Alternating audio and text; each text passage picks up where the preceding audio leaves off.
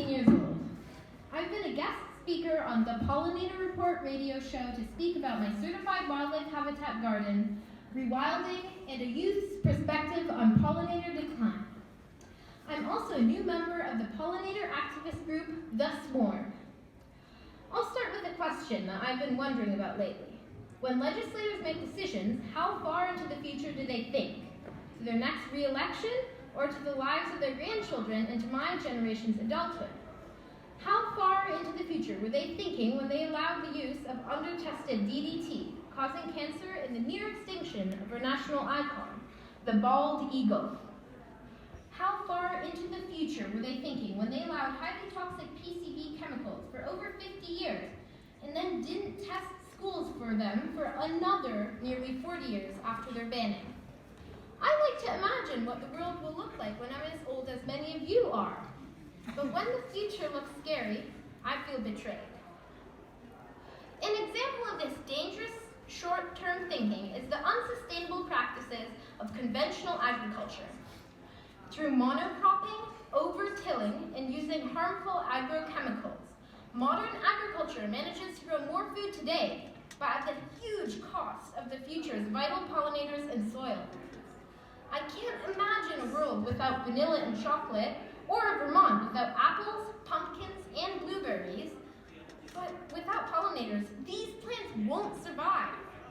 In some places, like parts of China, pollinators have already been decimated, and fruit trees only grow at all because workforces of humans laboriously pollinate them by hand. It's a losing battle. I understand the concern of the dairy industry that relies on GMO, pesticide-treated seeds. But only in recent years have cows been eating corn or grain instead of natural grazing. Besides, grain and corn increase the methane cows produce, contributing to climate change and making their meat and dairy less healthy. But if we focus our research on organic, regenerative farming, we will create a healthy future, protecting vital soil and pollinators and reducing the climate crisis. Looking at Vermont's endangered species list, I see many animals that I didn't even know existed. Water creatures like legendary lake sturgeons, giant salamanders called mud puppies, and spiny soft-shelled turtles are endangered through overfishing, shoreline development, and chemicals in the rivers.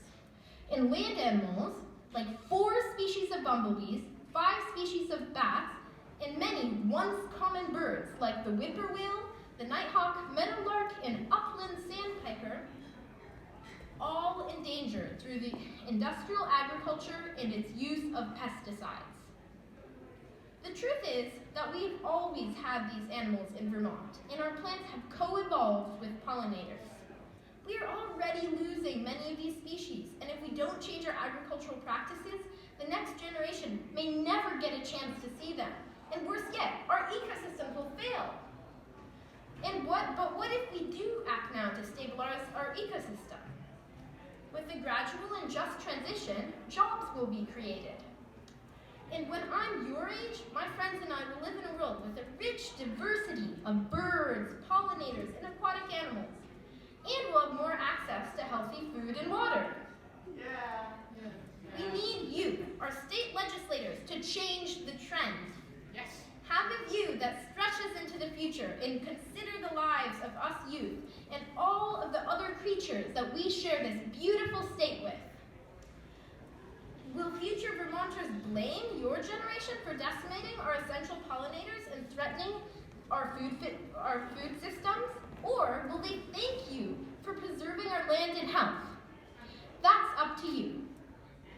I want to end by thanking those of you who are sponsoring the important legislation we need to secure our future, and I hope the rest of you will too. Thank you.